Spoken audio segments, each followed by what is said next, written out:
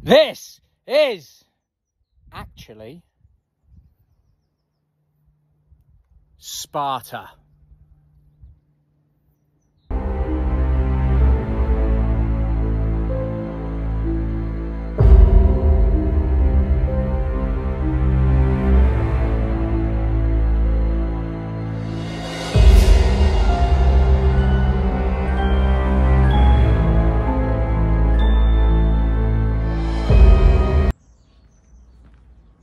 Right, so just walking up to the entrance. It's free, and on here it says opening times, right? So I'm going to presume that's still on British time, so it's 2 hours ahead. It's 6 p.m. That we're on summer hours on the 9th of April, and it says that it's shut every Tuesday, but it's Tuesday today. So I'm not going to ask questions, I'm going to get involved.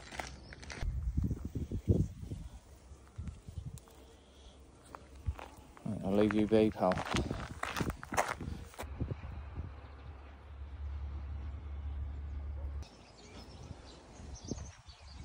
Yeah, so just walking up onto the top of ancient Sparta's Acropolis. That one doesn't look too ancient, does it? Yeah. First views, not loads here. Scenery is obviously lovely. I'm going to have a read up on these signs and whatnot, and I'll go back to you.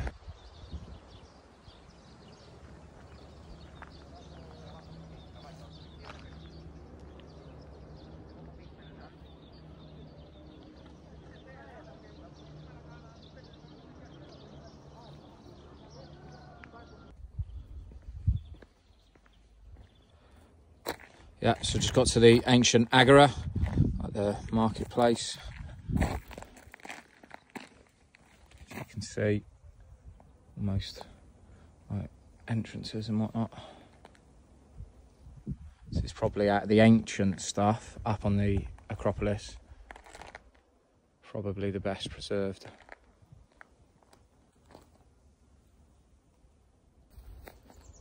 A bit more of the agora up here. So I'm just now on the opposing side of ancient Sparta's Acropolis, and as you can see, it's just, we're in the middle of a cauldron. A good audio book that I've done previously is by a guy called Philip Martysak, and it's called Sparta, Rise of a Warrior Nation. And he really leans into and explains how the geology of the place really kind of affected the way that they became in terms of, like, they're really insular. You have the river Eurotas, which I believe is running kind of down over there. So you've got a load of fertile farmland in the middle of this like cauldron. So they were quite insular. And also they enslaved during the Mycenae Wars. They basically enslaved a load of their neighbours, which is, you know, not always part of the glorified image.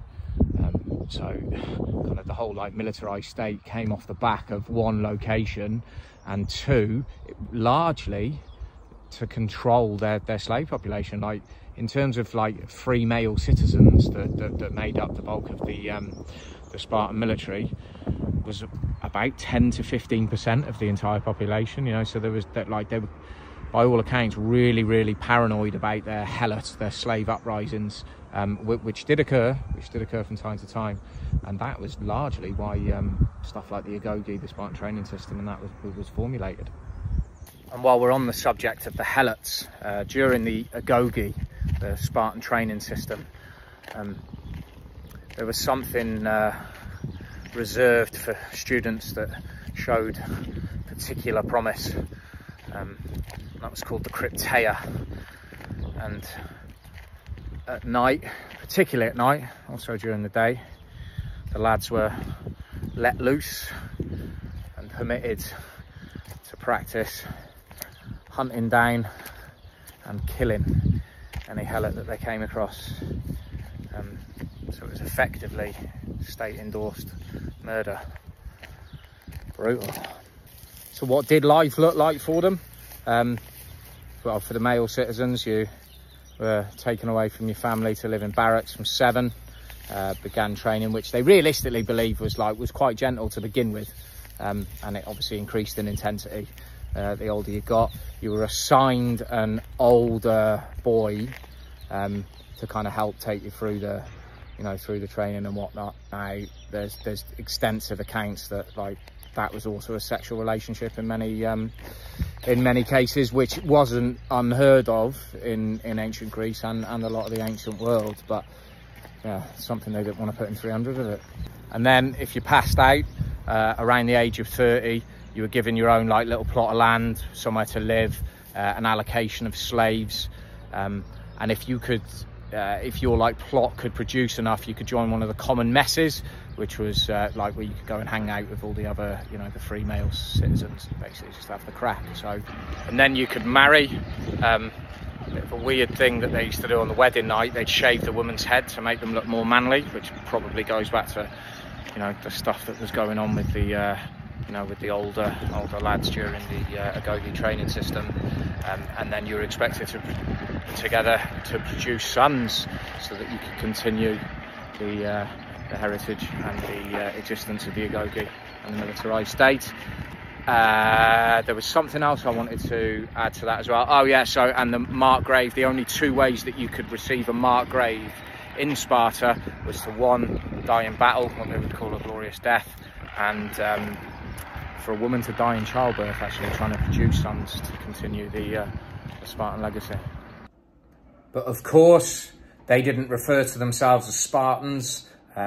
Lacedaemon was the term used. And if you look at the Spartan shield, there's an upside down V on it, which I believe, now I don't read Greek, but is the Greek letter for L.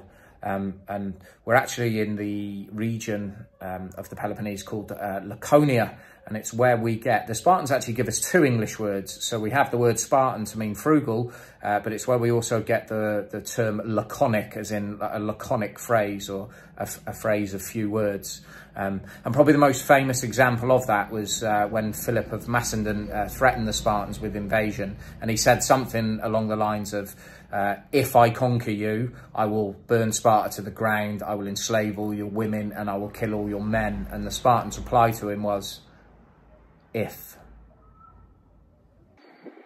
So I suppose the Spartans as a society, like all societies, were complex and multi-dimensional. I can't imagine it would have been too pleasant living here if you were a helot, one of the slave class, or what they refer to as the perioikoi, which I think translates to something like to those that roam around. So they were the non-Spartan citizens from neighbouring villages and whatnot.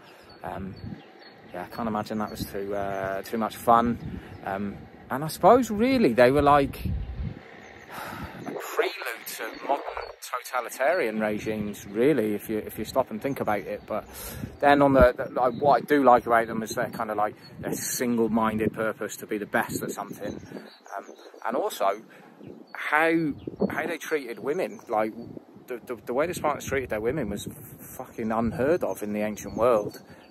They could own property, they could have slaves, they could speak their mind, they could walk around the city unseen, which wasn't even the case in ancient Athens, I believe. And there's a famous writer, Plutarch, who visited Sparta and stayed with them for a while, and he wrote extensively on it. And one of his pieces of writing was called "The Sayings of the Spartan Women." Now they use a couple of them in the film 300. One being "Come back with your shield" or "On it," and it's only Spartan women that give birth to real men.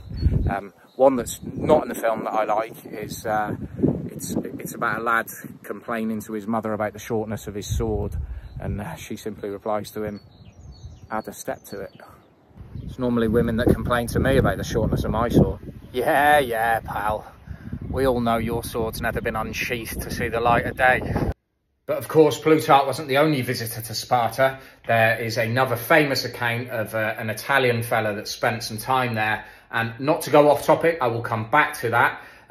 The only thing that I feel like I've been unsuccessful in while I've been here is finding something called melas zomos, that was referred to as the black broth, which was like a liquidated form of black pudding. It was like pig's blood oats, vinegar, and they might chuck a bit of meat in there and whatnot. And it was what was really commonly consumed in Sparta, and by all accounts absolutely disgusting. And this Italian chap that came and tried black broth said, "Ah, now I can see why the Spartans are so willing to die." Yep, so swing it left out of ancient Sparta, come by the football stadium, and look who we have at the front of it. Leonidas, or Leonidas, depending on your pronunciation. Bloke. It's like the manliest man ever. Right, I better not stand here too long, or I might have to take a pregnancy test when I go back to the bloody hotel room. Right, come back to you later, pal. Off to the sanctuary of Artemis. Right, so heading down to the sanctuary of Artemis. So yeah, you can't actually get in it, but worth the butchers anyway.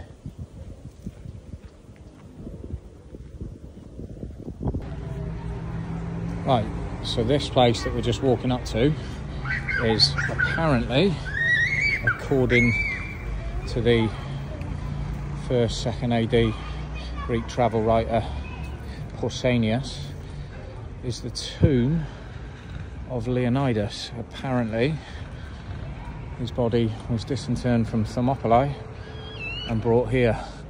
It's not verified, but apparently this is it. So you can't get in there, it's all gated off. Yeah, and pretty much any local that I speak to is like, why have you come here? They don't really seem to care an awful lot about their history. There's not even an information board here, so you could walk past this, like you can see that there's some flags up, but there's nothing saying this is the tomb of Leonidas or anything like that. So yeah, which I find quite amusing actually. Yeah, so with a little bit more reading, it is stonework, it is building work from heyday Sparta. But again, whether Leonidas is actually in there is not verified. And for some like timeline perspective, Pausanias was born in 110 AD, died in 180 AD. So for him to write about whether Leonidas was actually brought back here, that would be like me trying to say with conviction about something that happened in around 1450. And then literally a 3-minute walk from the Leonidas statue, we're into the museum.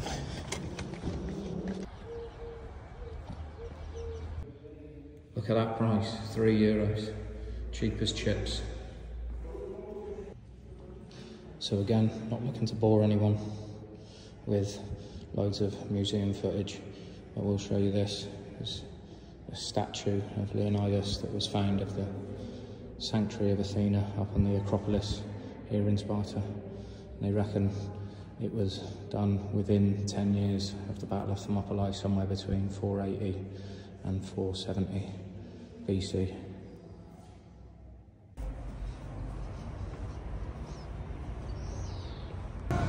Say hello, Gina, from the Spartan gift shop. Hello. So that's my time in Sparta coming to an end. I'm so happy I made the effort to get down here. It's somewhere that I wanted to come for all of my teenage and adult life, and it didn't disappoint. If you're looking for huge, impressive archaeological sites, it isn't the place to come. But for me, that's part of the point. I'd say part of the point, it's the whole point. It's like they were renowned for not building massive, impressive structures, for not like writing fancy words. I had a guy moaning to me at Thermopylae about there not being an awful lot there, and it's like, well, mate, it's the best part of 3,000 years ago, and what were you expecting? Like a cup of tea with King Xerxes and Leonidas? For me, that's the beauty of history, is going to the same places where those people stood, but being forced to use your imagination. Obviously, there's the museum, and that you can take all the time you want in there. But if you wanted to be really time efficient with the with the ancient Sparta sites, the archaeological sites, you could do them all in an hour.